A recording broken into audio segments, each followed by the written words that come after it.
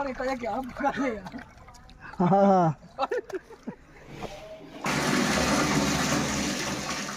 एने ताका सनिया ताका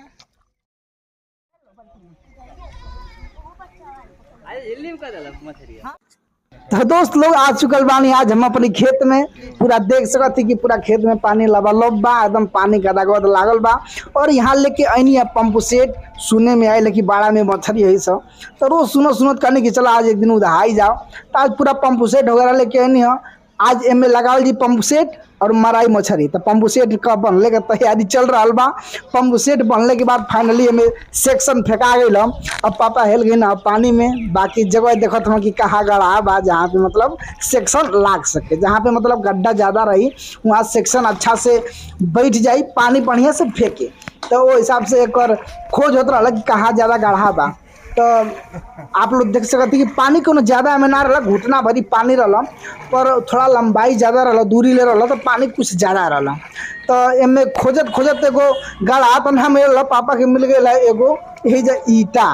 तो वो ईटा के निकाल के फेंक देना। फिर से ओकरी बाद से वहाँ थोड़ा सा गड्ढा कर गया। गड्ढा करने के बाद पानी में डाल दिया गया सेक्शन के डालने के बाद पानी में भैया पानी पूरा गद चले लागल। और यहाँ पर आदमी बैठ के तमाशा देखत रहना।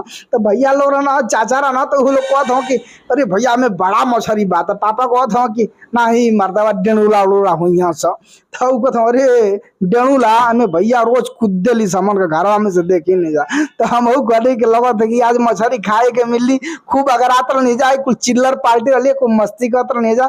ई कहत हो कि भैया मछली हमारे खाइल जाई। तो कहने की मछली खेबा सा तो तोहन के मारे के पड़ी। तो कहते नहीं माने ना जान जाई। तो हम कहने की मारे ना जी बोलो तो खइबो लो कहाँ से। कहते भैया तू मार के लिए तो हमारे खाइल जाई। तो कहने की चलो सब ठीक है, बढ़िया से दोनों बीन के कुल रखिए सब, बढ़िया से मसाला वसाला जैसा पिसवावा सा मस्ती होत रहा।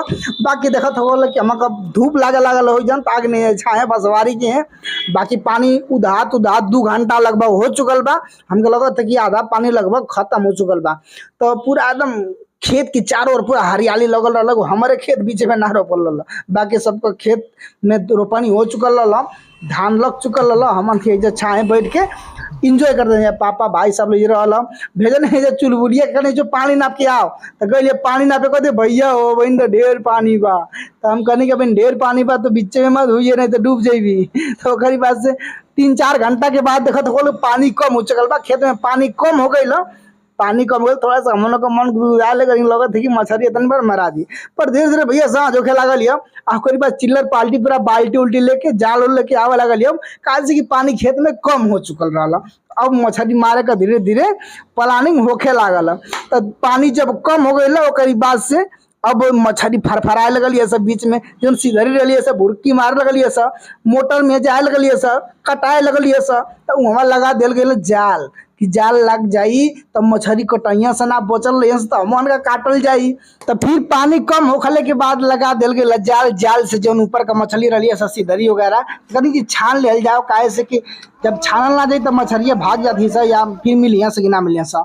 तो छाना ही तो मछली मिल लगल सा, मतलब कि जो ऊपरली रही है सीधरिया वगैरह सीधरी रही है कवई रही है सब कुल छानाए लगल सा। तो मछली छान के अब बीन के बाल्टी में रखाए लागल।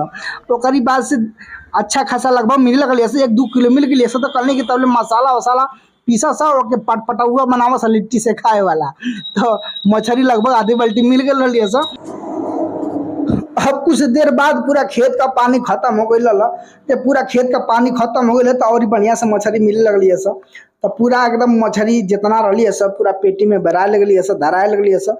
बाल्टी भर जात रहा, बाल्टी भर गई तो घर से पेटी मंगावल गई। पेटी में मछली रखाई और कुछ बाल्टी में भी पकड़ात रहा। तो मैंने मछली जितना भी रही है कुल इकट्ठा हो रही है और पकड़ल बंद रहा। तो जितना मछली रहा धीरे धीरे घर ट्रांसफर होत रहा।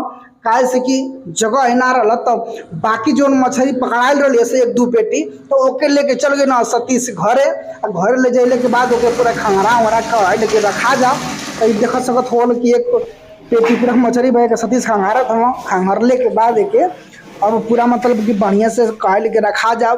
अगर खंगाराइल रही सब तो सही रही सब, माटी में रहे तो दिक्कत रही, तो एक पूरा बढ़िया से खंगार उंगार के आ के रखा गया। अब ये में से कुछ कनी तो बनावा से तो बने लगल, फिर चले जाए खेते में।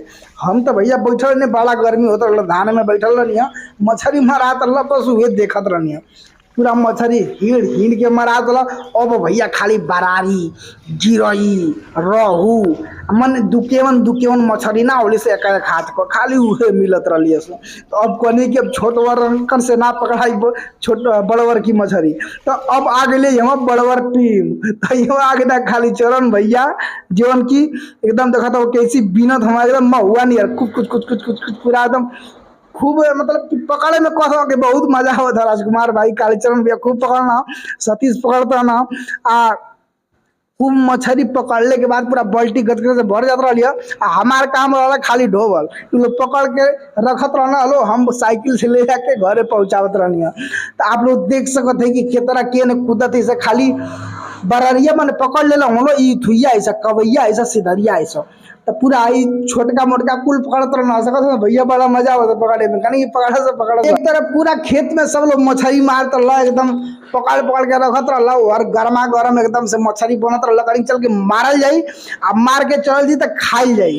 तो भैया एक ओर से पूरा मछली मारत रहा, इधर रहना राजू इस जाली में छानले रहना, तेवन पूरा बीन बीन के रखत रहना बाल्टी में। कहता हूँ कि भैया हम जाल में का पूरा एकदम बीन देती, नहीं कि बीन दा भैया एकदम से यानी पलटे रहना, तो खाली चिकने पर पकड़ल गिरई के दिखावत रहना, तो ये दिखावत हूँ कि भैया हम एक हाथ का पकड़ ले। बाकी अब इनसे एक सीधरी पकड़ाई ना, तो अब ये लेके जाता हम दिखावे कि भैया देखो हम गिरई पकड़ ले हैं। बाकी वो गिरई इनकी संभाल में ना ले रखना, तो सड़क के गिर गया खेते में।